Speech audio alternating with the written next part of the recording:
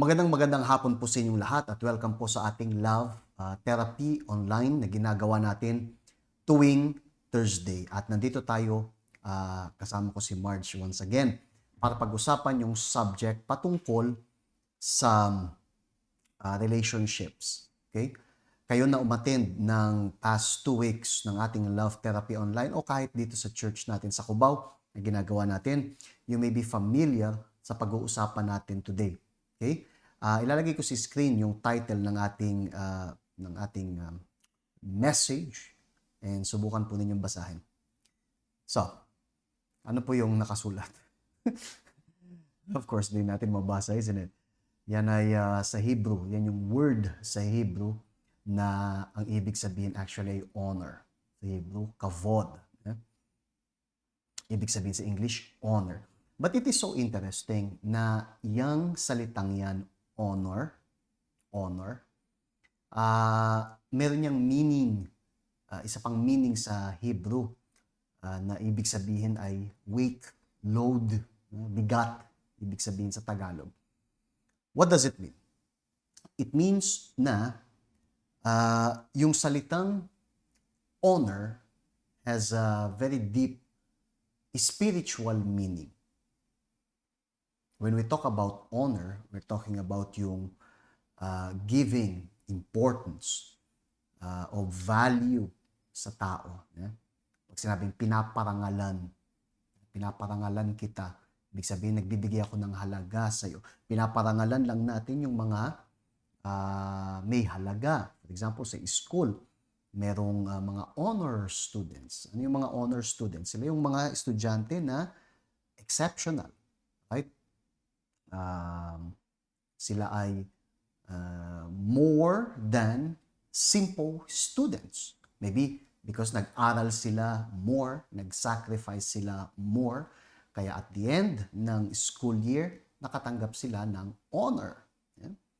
Now, when we talk about yung relationships, we're talking about something na napaka-honorable. And this is something na pinag-usapan natin for the past 3 weeks nga.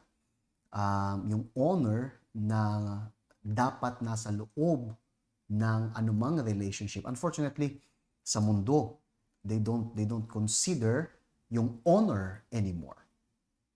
People think na ang relationship ay basta relationship. Ang marriage ay basta marriage. So nawawala na exactly yung honor, yung pagpaparangal. Wala nang bigat. When we say bigat, hindi yung nabibigatan ako. It means importance. Importance, kahalagahan. Okay? Like we're saying, yung honor ay pagpapahalaga. For example, sa marriage, importanteng intindihin na yung asawa, yung lalaki, ay dapat magparangal sa asawa niyang babae. Same thing sa babae. Yung babae dapat niyang parangalan yung asawa niyang lalaki. At yung salitang yan, Marge, many times ay nawawala sa marami.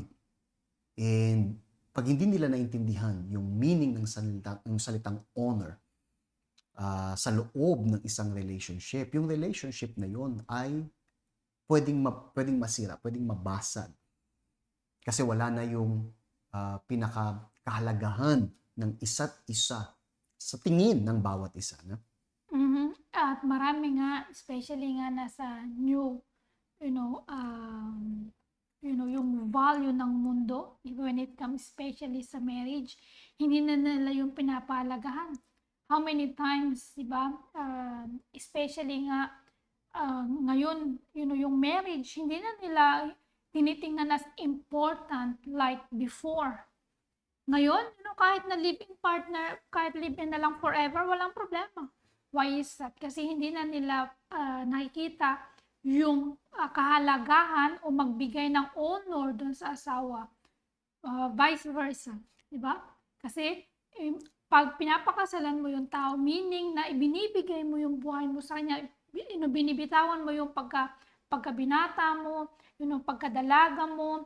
Why is that? Kasi, yung buhay, binata, buhay, dalaga. Why is that? Kasi yun yung nagpapakita na ino-honor mo yung asawa mo, ina-accept mo pwede mo akong pagkatiwalaan. Pwede mo akong i-honor.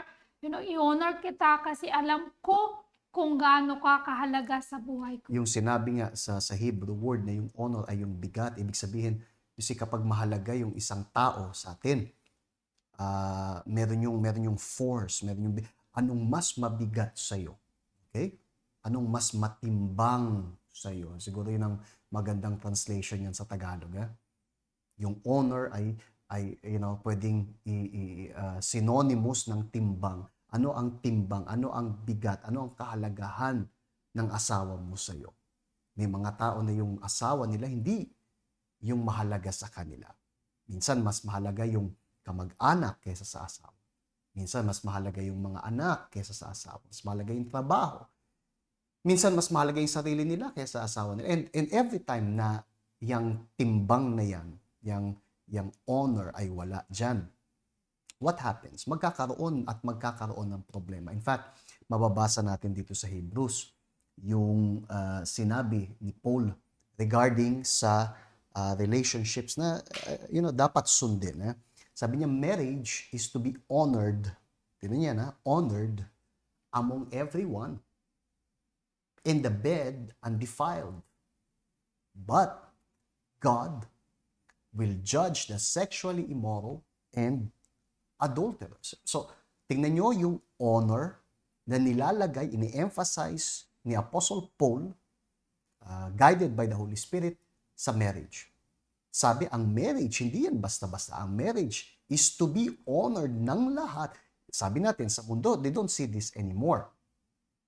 Nagbigay siya ng isang magandang, isang magandang way na nagpapakita na in-honor yung marriage. Sabi niya, and the bed undefiled. Anong ibig sabihin bed undefiled? Ibig sabihin na hindi ito narurumihan ng takbo ng mundo. Kasi sa mundo, when it says bed, we're talking about yung sexual relationship ng mag-asawa, di ba?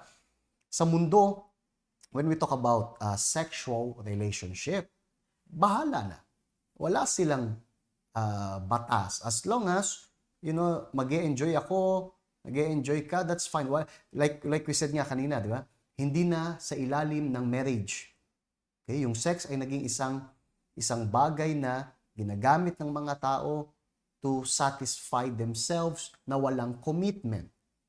Isa to sa mga reason kung bakit March, every year sa church, meron tayo nung ating marriage celebration kung saan pinapahalagahan na, hindi lang sa araw na yon, but sa marriage celebration, sinasabi natin, ni-emphasize natin yung importance ng relationship ng mag-asawa sa altar. Kasi we believe na ang mga Kristiyano hindi sumusunod sa tingin ng mundo when it comes sa relationship. Tulad ng live-in partners, okay na sa mundo. Sa mga Kristiyano, hindi. Bakit? Kasi ang marriage, sabi nga, dapat i-honor. It must be honored among everyone. Yung sexual life has to be honored. Yung single na tao na hindi nire-respeto, hindi nilalagyan ng timbang, iba sabihin nila, sex lang yan. Sasabihin ng single. Ano ba naman? Sex lang yan. So wala na yung bigat, wala na yung timbang, wala na yung honor na sinasabi natin. Paano sex lang yan? Of course not. And you will understand mamaya more about this. But you will see dito sa binasa natin na yung Diyos, iba ang tingin sa marriage. Sa mata ng Diyos, ang marriage ay dapat i-honor ng lahat. Yung sexual relationship dapat i-honor ng lahat. In other words, hindi marumihan. In other words, hindi mahaluan nung nangyayari sa mundo. Sa mundo, walang pake kung sino-sino na lang. Right? Pero ang isang tao na sumusunod sa disiplina ng Diyos, ino-honor niya, pinapahalagahan niya. Even though maybe pagtatawanan siya ng mundo, doesn't matter. Yun ang tingin ng Diyos. Yun ang importante sa kanya, magbigay ng honor when it comes sa relationship, sa sexual relationship, sa marriage. Kasi Diyos yung nagtatag ng marriage. That's why nga, sa kanya, halaga when it comes sa marriage.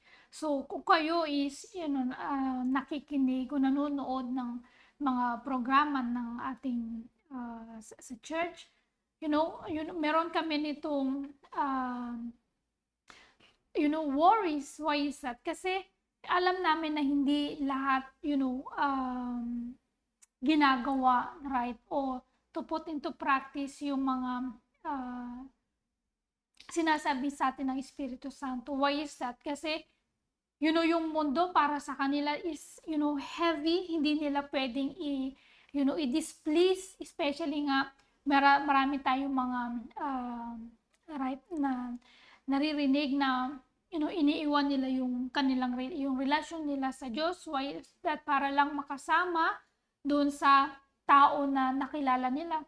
So yun, hindi nagpapakita na ino-honor nila yung Panginoong Jesus. Kasi kapag in-honor mo yung Panginoong Jesus, hihintayin mo o iaalaw mo yung Diyos na mag-guide sa iyong relasyon. Why is that? Kasi is napaka-importante na kailangan really yung Diyos siya mismo yung mag-guide sa inyong relationship. At Kaya sabi nga, di ba, kailangan na, yung marriage, ino-honor ng everyone. So, imagine mo kapag nakita ka ng family mo na meron kang value when it comes sa marriage. Hindi ka, kung sino-sino na lang ma-meet mo sa working place mo and then siya na. Kahit na against sa faith mo, but still, hinahayaan mo yung family mo yung mag-influence sa'yo. kasi para sa isang Kristiyano nga, may bigat when it comes sa marriage. Ibig sabihin may value. Hindi yun basta-basta. I mean, for example, just giving you an example. For example, let us suppose nag-ipon ka, ng ilang taon.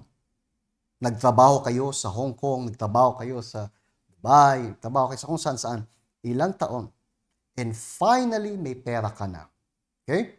And now, it's time na bibili ka ng bahay. Tell me, bibili ba kayo ng bahay anyhow? May flyers na binigay sa'yo, ito bahay. Yun na agad bibilin mo? Hindi mo bibisitahin, hindi mo titingnan, hindi ka maghahanap ng option, hindi mo i-check. Right? Nakita mo sa mga poste dito sa Pilipinas, may minsan mga paskil doon ng kung ano. And let us suppose napadaan ka, hindi nakita mo doon may nakapaskil. Bahay, bilhin nyo. Ikaw, sige, bilhin ko. Tinawag ko, bilhin ko na. Teka, pero gusto nyo i-tour muna. Hindi, bilhin ko na. May pera naman ako. Is it like this? Hindi ba pinapahalagahan mo yung pagpili ng bahay? Kasi alam mo na hindi madali yung inipon mo ilang taon para lang makabili. So, and we are talking about something material. Now, imagine yung marriage. Imagine yung marriage. Kaya yung mga Kristiyano, hindi natin sasabihin na sila ay maarte, choosy. At least, it's because ino-honor nila yung Diyos una sa lahat at naintindihan nila yung value ng sarili nila. Hindi sila basta-basta pagdating sa relasyon. Hindi ganon. Sila ay humihingi ng guidance ng Diyos para alam nila na yung gagawin nilang decision ay tama. Yun yung sinabi when it comes sa marriage. Ang marriage ay dapat daw i-honored among everyone. Yung sex, ganun din. Sa mundo, like we said, hindi na ito mahalaga. Sa mundo, kahit mga bata, especially nowadays, mas bata, mas marami ng alam na mali sometimes. And what happens? Itong ganitong sitwasyon ay nagpapakita ng lack of honor. Ganung ang sex ay isang regalo ng Diyos na dapat, i-enjoy ng mag-asawa. Sa mag-asawa, ito ay blessing. Pero sa mga hindi, sabi dyan, God will judge yung sexually immoral. Kailan ba nagkakaroon ng sexual immorality? Kapag ginagamit yung sex sa maling paraan. Kapag walang commitment, and then they are active sexually, yun ang tawag dyan, sexual immoral. Kapag may asawa tapos may kabit, yun ay sexual immorality, adulterers, tawag doon. Sabi dyan, huhusgahan ng Diyos. Bakit? Kasi yung marriage at yung sex ay dapat i-honor. Hindi gamitin anyhow. But for you to understand better, tingnan natin, hahatiin natin sa dalawa uli. Okay? Binasa ko to last week, but it's good to read again. Una sa mga lalaki. Sabi, husbands, likewise, dwell with them, yung mga asawa na babae, with understanding. Okay? So yung mga lalaki, dapat daw nila iintindihin yung mga babae. And then yung binasa natin, very powerful, sabi niya, giving honor to the wife as to the weaker vessel, and as being heirs together of the grace of life, that your prayers may not be hindered. So, para sa mga lalaki, anong sinasabi? Yung mga lalaki, dapat niyang i-honor yung asawa niyang babae. Intindihin, i-honor yung asawang babae. And intindihin na hindi sila kasing lakas mo. Magkaiba kasi kayo, right? Sabi dito, weaker vessel. Yung sa pangangatawan, hindi ganun kasing lakas, right? In other words, magkaiba kayo. And because of that, kailangan mo silang protektahan, kailangan mo silang, tratuhin in a proper way. Pagka hindi daw ginawa to, yung prayers daw ay mahihindered. Yung prayers daw ay hindi masasagot. And sinabi natin sa inyo last week how interesting it is. Even panalangin, maapektuhan kapag hindi in-honor ng lalaki yung asawa niya. Pag yung lalaki babaero, pag yung lalaki bulakbol, yung lalaki balasubas, yung lalaki ay, maghanap pa ako ng iba pang mga salita rito. May dictionary ako, hanapin ko yun. Okay? I'm gonna tell you next week. Okay? But yung lalaki, mama's boy. Yung lalaki ay, irresponsible and things like this. Kapag yung lalaki ganyan, ibig sabihin, hindi niya pinapahalagahan yung asawa niya.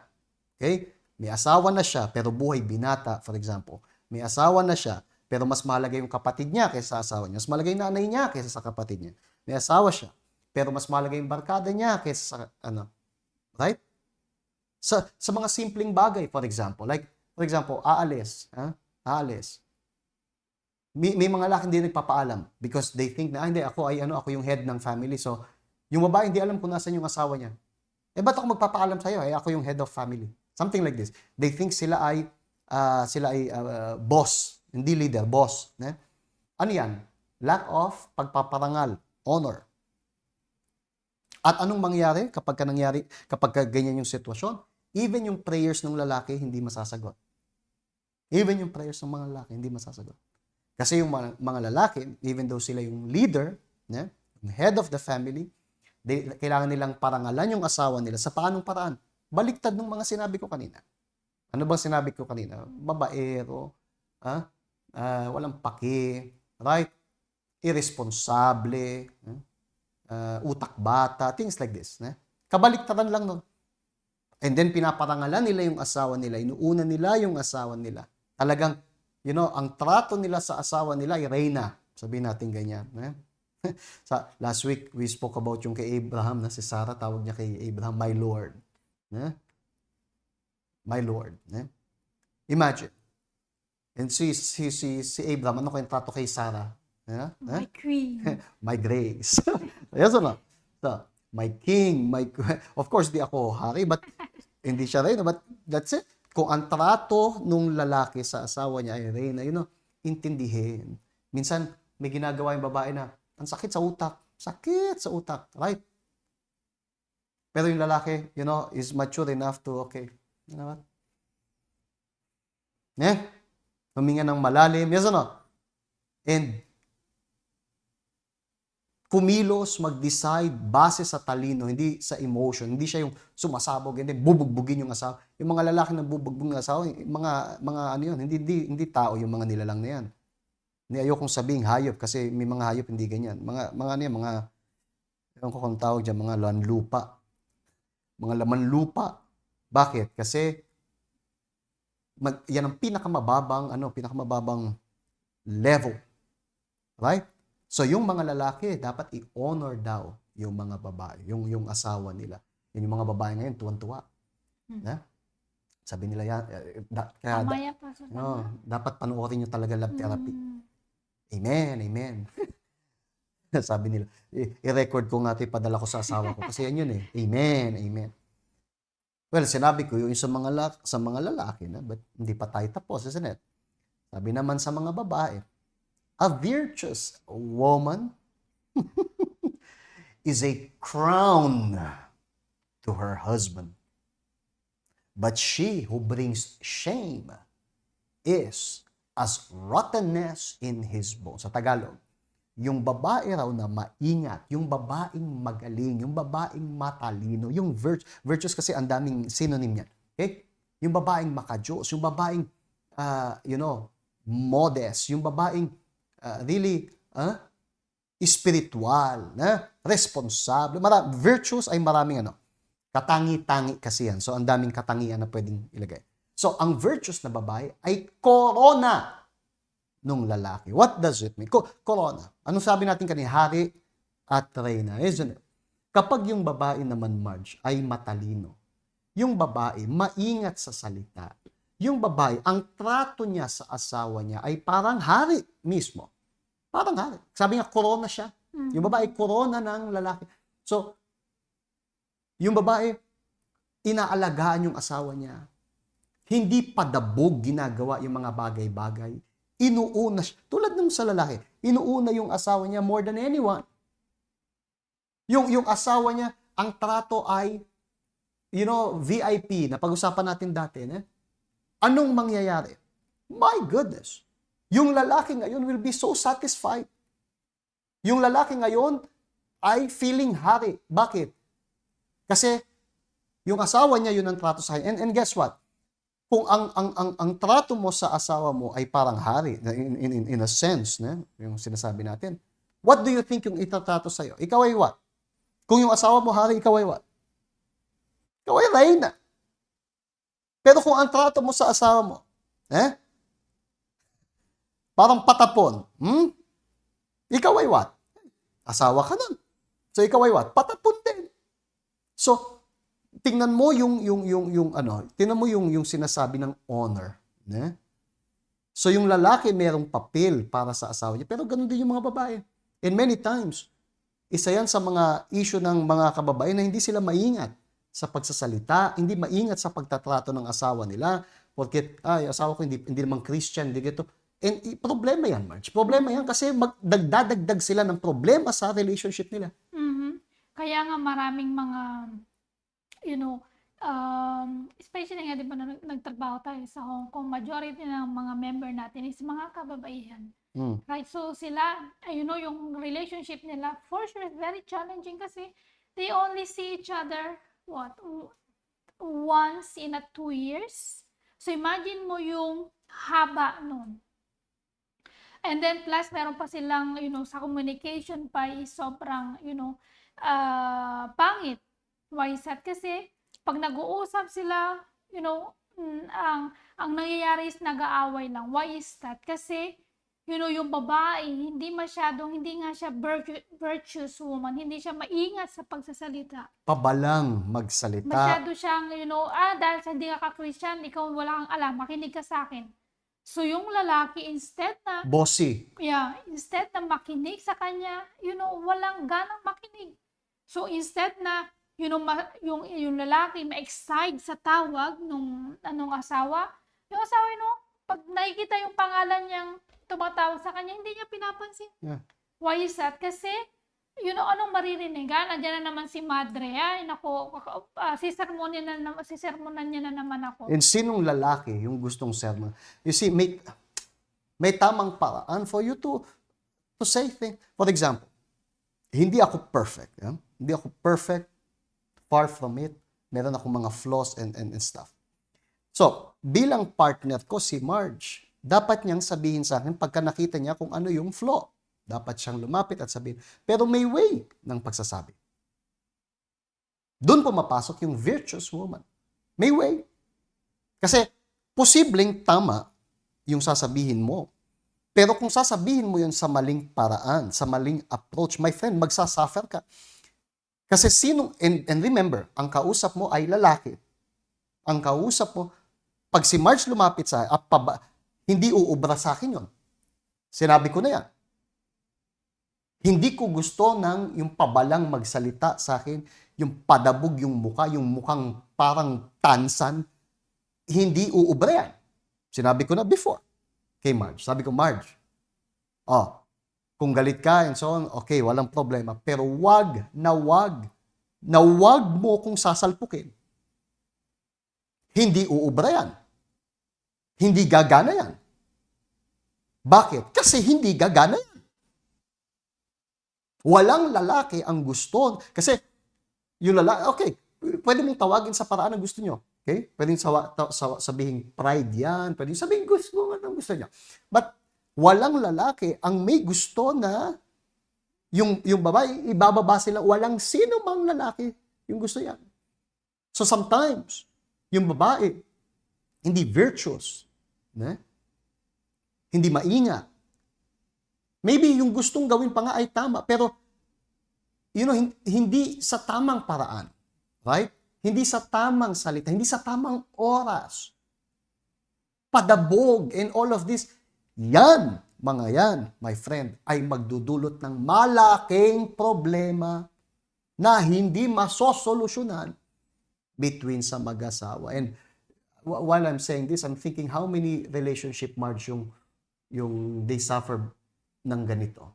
Minsan siguro hindi maintindihan ng babae, ba't kaya ganun yung asawa ko? Laging hindi ako kinakausap, hindi sinasagot yung phone pag tumatawag ako. O kaya naman, pag kinakausap, nagmamadali, ibaba yung phone. Bakit? Kasi sino ang may interest kausapin yung ganyan? And even if tama yung sinasabi, really, maybe maganda yung intention. Pero sabi nga, anong sabi sa atin? Virtuous, woman. Virtuous. Ano yung virtuous? Virtuous, maraming katangian yan. Matalino, malumanay. Isa sa pinakamalakas na kagandahan ng babae ay yung pagiging babae niya. Ano yung pagiging babae? Malumanay. Malambing. Pag yung lalaki lalambot-lambot, nako, may problema tayo. Pero pag yung babae, hindi naman lalambot-lambot. But you know what I mean? Anong salita hinahanap ko, Marge? Natural kasi sa lalaki yung, matigas sila na, ganun yung mukha. Pero yung babae, Feminine look. feminine. Hindi lang feminine look, but feminine. Yung usap, malambing. Isn't it? Lalapit sa'yo, malambing na ganun. Tama na. Huwag ka nang kumain. Kumain ka na kanina. For example, something like this. Gusto mo pa. Pero, kumain ka na kanina, diba? So, malambing. Kasi, wag! Sasampalin yung kamay na, hoy, tama na, kanina, kumain ka na kanina. Tignan mo nga yung bundat ka. Magkaiba yun. Magkaibang. So yung virtuous na babae, andun, laging nakangiti. Hindi sa, para kang, but you know what I mean. Right? You know what I mean. May lambing doon. Right? Virtuous kasi. Yung babaeng hindi virtuous. Yung babaeng hindi virtuous, wala. Even though tama siguro sasabihin, but sa maling paraan, hindi marunong maglambing, hindi marunong ngumiti, hindi, parang liha. Ano yung liha? Yung pag kinaskas mo masakit. Panlibag na virtuous ang sabi. Virtuous woman. Pag yung babae ay virtuous, corona siya. Feeling hari yung lalaki. And because of that, magiging reyna yung babae. And sabi, but she who brings shame. You see? Shame. Ano yun? Walang respeto kasi nga pabalang magsalita. Kung itrato niya yung asawa niya, ewan ko, nagdadala siya ng shame. And anong sabi? Is as kabulukan. Bulok. Nabubulok yung buto ng lalaki.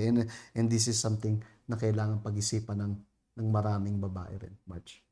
Yeah, for sure. Kasi imagine mo yung Diyos napaka talino, 'di ba? Hindi lang lagi na nakafocus sa asawa, lagi nang parehas sa babae at sa lalaki. So kapag yung lalaki ino-honor niyo yung babae, so for sure vice versa. So meron yung pag nakita ka ng ganun na tao, right? You are, nagbibigay ka ng kagalakan sa inyong pagsasama. So, kailangan na, especially nga tayo mga kababaihan, di ba?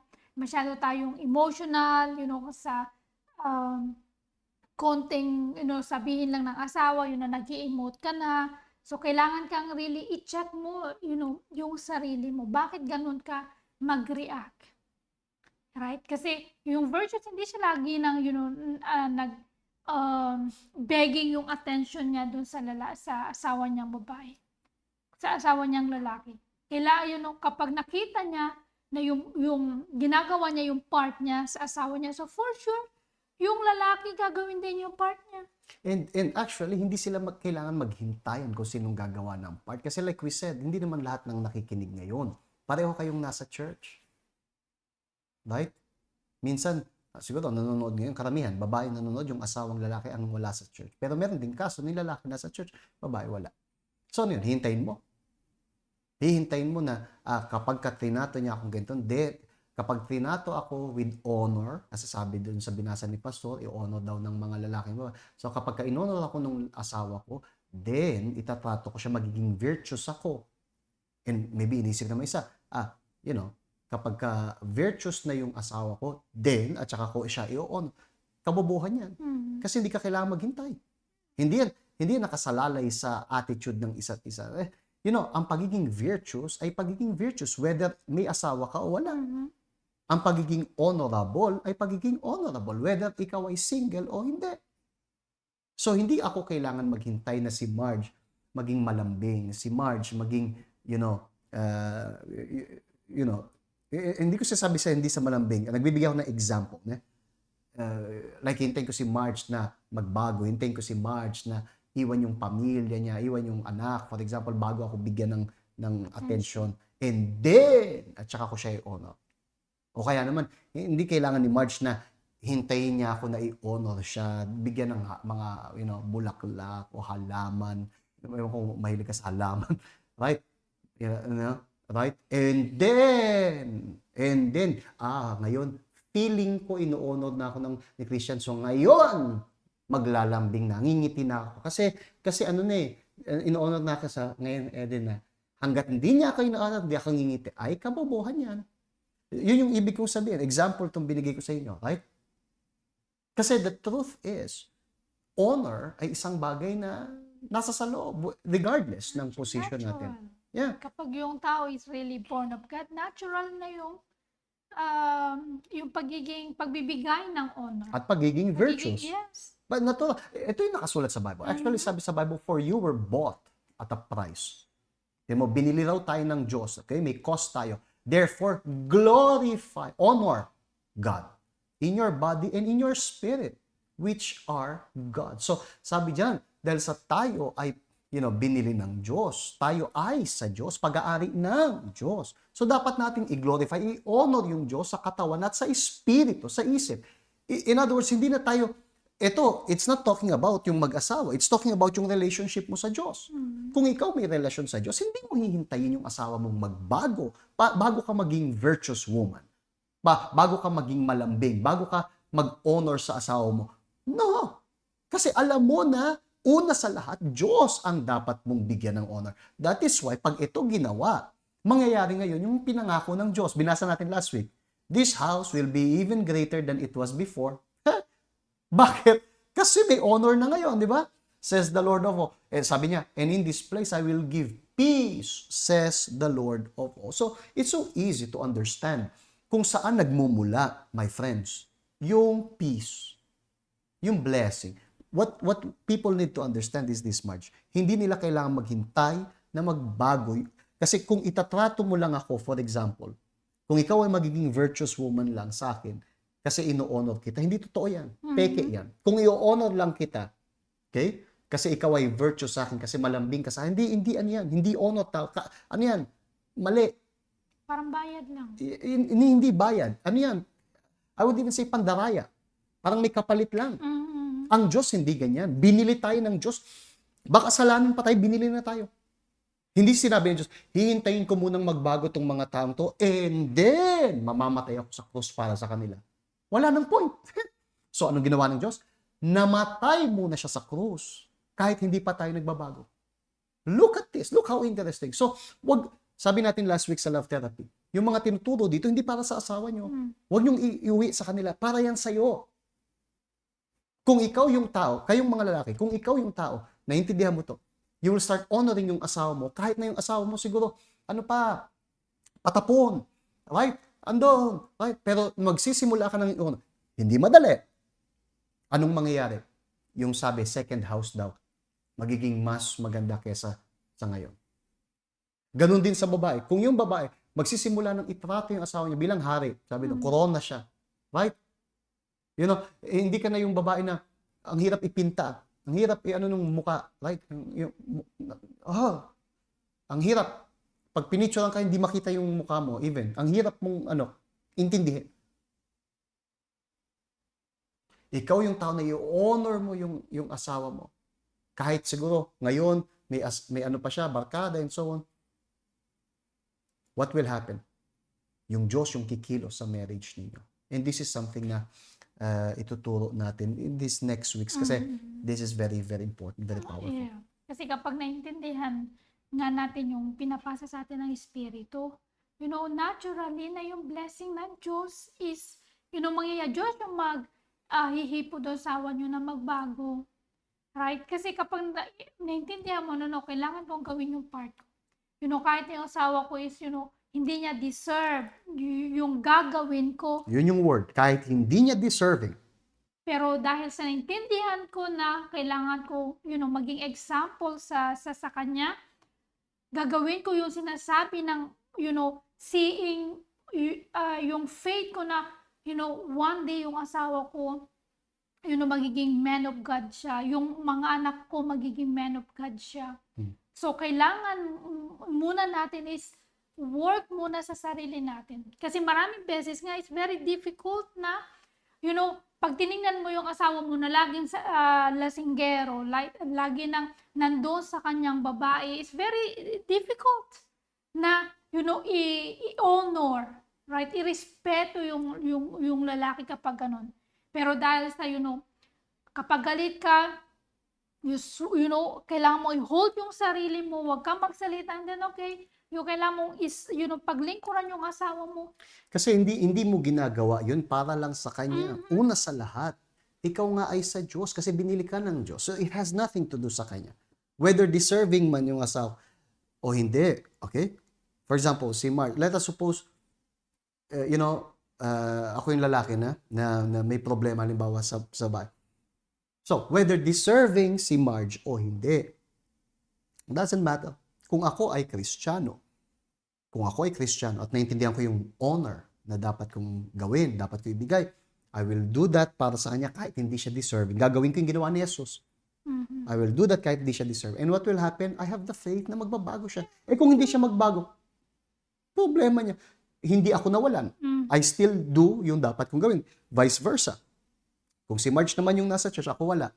So, itatrato niya ako ng maayos. Paglilingkuran niya, sabi natin kanina, parang hari. Even though ako, you know, patapon. Right? Pero andun siya lagi to support. Andun siya, nakangiti. Na? Hindi yung ngiti na akala mo papatayin ka na mamayang gabi. But, you know, right? Andun, nakangiti. And all of this, you know, malambing and all of this. What will happen? Ang ini-invest niya yung sarili niya. Magbabago ba ako? Yun yung faith. Eh kung hindi ako magbago, problema ba yun? No, kasi siya ay ganun. Siya ay virtuous. Whether nagbago ako o hindi, siya ay virtuous. Naintindihan niyo sinasabi. So, I hope naintindihan po ninyo. Alright? Next week, we're gonna talk more. If you want to visit us mamayang gabi, we're gonna talk mamaya dito sa Cubao. 7 o'clock, di ba tayo? Yes. 7 o'clock dito sa Cubao mamaya. Patungkol dito sa honor na to. Okay? May the Lord bless you all abundantly. Kita-kita tayo next week o mamayang gabi dito sa love therapy natin. God bless you po. Bye-bye.